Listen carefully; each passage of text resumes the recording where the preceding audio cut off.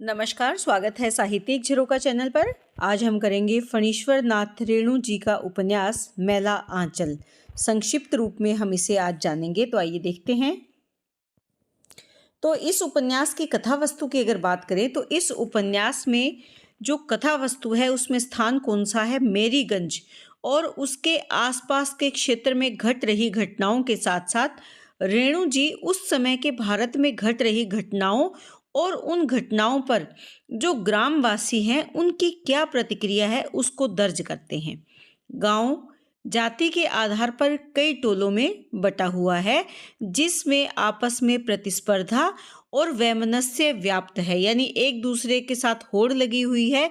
इसके साथ साथ ये जो टोले हैं, जो जाति के आधार पर बनी हुई टोले या जो टोलियां हैं, अलग अलग जो भाग बन जाते हैं, अलग अलग कहें कि जो ग्रुप बन जाते हैं, उनमें आपस में वैमनस्य है, विरोध का भाव है।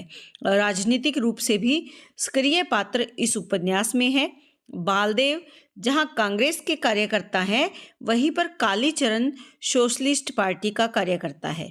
देश की राजनीति के अतिरिक्त गांव की अपनी राजनीति भी यहाँ पर चलती है। तो यहाँ पर जो पात्र हैं उनके नाम भी साथ साथ है। ये बहुत ही सार रूप में कथा वस्तु को लिया गया है। एक तो बालदेव यहाँ पर आए, दूसरे कौन है? कालीचरण है। आगे अगर हम देखें तो अंग्रेज अफसर इसमें है जिनका नाम क्या है? मार्टिन है। उसकी मार्टिन ने अपनी पत्नी मेरी के नाम पर इस गांव का नाम क्या रखा था?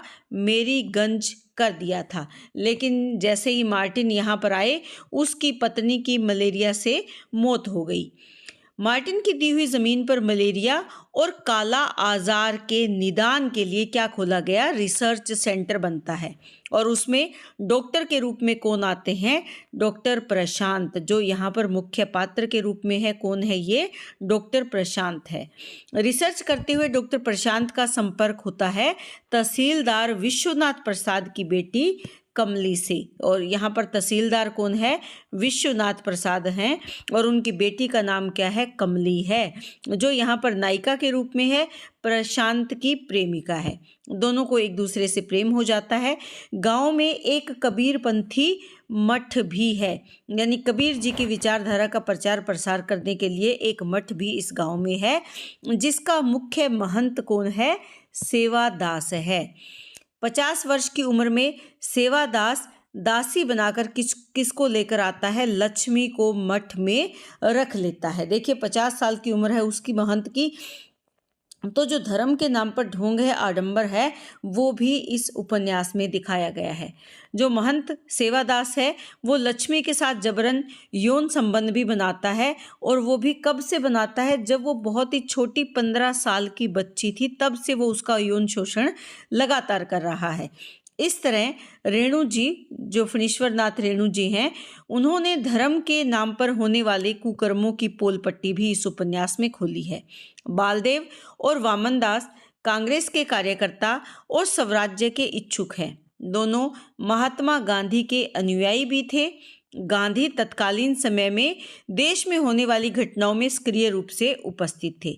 उपन्यास में गांधी जी का जिक्र बार बार किया गया है। गांधी हत्या का जिक्र भी इस उपन्यास में है।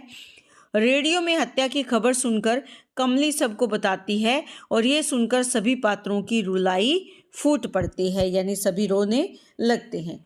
गांधीवाद से प्रभावित यहाँ पर कौन है? वामन दास है, जो गांधीवाद से प्रभावित है। ये स्वतंत्रता के पश्चात चोरी छिपे सीमेंट और चीनी से लदी पाकिस्तान जाती हुई जो बैलगाड़ियां हैं, उनके सामने लेटकर अपने प्राण उत्सर्ग कर देता है, त्याग देता है। उपन्यास में ये भी दिखाया गया है कि किस तरह आज़ादी से पहले अनैतिक और अवैध काम करने वाले आज़ादी के बाद नेता का छद्म रूप धरकर बड़े बड़े पदों पर बैठ जाते हैं। यानी आज़ादी से पहले वो कैसे काम करते थे? अनैतिक और अवैध काम करते थे, लेकिन आज़ादी के बाद वो बहुत ही अपना साफ सुथरा रूप प्रस्तुत करते हैं, और क्या करते हैं? बड़े बड़े पदों पर बैठ जाते हैं, राजनीति में शामिल हो जाते हैं। इस तरह यह संपूर्ण उपन्यास छोटी छोटी घटनाओं से मिलकर बना है। कुल मिलाकर अंचल की समस्याओं का परिचय देते हुए गांव वालों में जो परस्पर राग द्वेष, छोटे छोटे षड्यंत्र, जातिवाद, अफसरशाही और अवसरवादी राजनीति के दोहरे चरित्र को इसमें दिखाया गया है और इसी रूप में मैला आंचल हमारे सामने उपन्यास के रूप में आता है। स्वयं फणीश्वर नाथ रेणु जी के विचारों को अगर देखें तो वो क्या कहते हैं इस उपन्यास के बारे में कि इसमें फूल भी हैं और शूल भी, यानी कोमलता का भाव भी है और कठोरता का भाव भी, धूल भी है, गुलाब भी और कीचड़ भी है, चंदन भी और सुंदरता भी है, कुरूपता भी है।